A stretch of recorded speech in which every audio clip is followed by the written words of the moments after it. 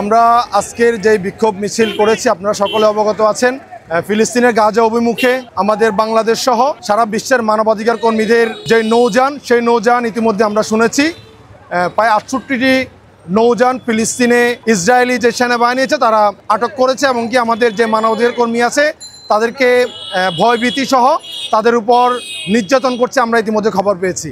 তা আজকের এই বিক্ষোভ থেকে আমরা জানিয়ে দিতে চাই আমাদের যেই নৌযানে যারা মানবাধিকার কর্মী অংশগ্রহণ করেছে সেখানে শুধু সেই কয়েকজন মানবাধিকার কর্মীরা অংশগ্রহণ করে নাই, সেখানে সারা বিশ্বের 200 কোটি মুসলমানের প্রতিনিধিরা সেখানে উপস্থিত হয়েছে, তারা সেখানে যোগ দিয়েছে। অতএব আমাদের নৌযানে অংশগ্রহণ করে আমাদের মানবাধিকার কর্মীদেরকে যদি অবিলম্বে তাদেরকে মুক্তি যদি না দেওয়া হয় সারা বিশ্বের 200 কোটি মুসলমান এই প্রতিবাদ শুরু করবে ইনশাআল্লাহ।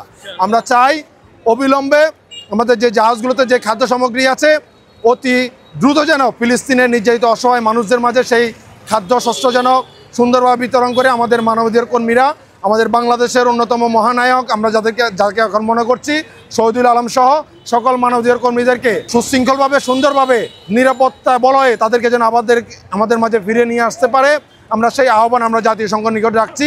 এবং কি পুরো বিষয়টা যেন জাতীয় সংঘ যেন পদক্ষেপ গ্রহণ করে এবং পদক্ষেপ গ্রহণ করে ফিলিস্তিনের বর্তমান যে হত্যাকার্য চলছে সেই হত্যাকার্য বন্ধ করে স্বাধীন ফিলিস্তিন ভূমি যেন ফিলিস্তিনের হাতে যেন রক্ষা করতে পারে।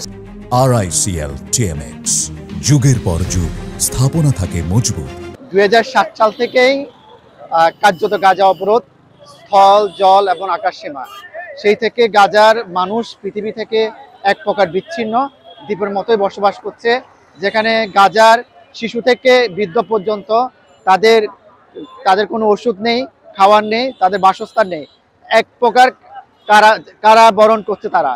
তো সেই প্রেক্ষিতে মানবিক যে অভিযাত্রা শুরু হয়েছিল, যে স্পেনের যে পরিবেশ কর্মী গ্রেটা থুনবার্গ সহ সেখানকার 45টি যে জাহাজ এবং পৃথিবীর বিভিন্ন দেশের যে সাংবাদিক, সমাজকর্মী, তারপর শিক্ষক, পরিবেশবাদী সবাই একত্রিত হয়ে যে মানবিক যে আন্দোলন গড়ে তুলেছিল, সেই মানবিক আন্দোলনটাও সমুদ্রের মধ্যে যে IDF অর্থাৎ ইসরায়েলের যে আমরা যাকে আধুনিক বিশ্বের সবচেয়ে ভয়ঙ্কর জালেম বলে থাকি নেতানিয়াহুর নেতৃত্বে, তারও এখন কারাবরণ, তাদেরকে এখন জব্দ করা হয়েছে। যে একটা মানবিক অভিযাত্রা ছিল সেই কার্যত সে মানবিক অভিযাত্রা নেতানিয়াহুর কাছে কিছুই না। সেটাও আজকে সেই প্রতিবাদে আজকে এই টাং রোডে যারা ইয়াং যুব সমাজ তারা একত্রিত হয়েছে।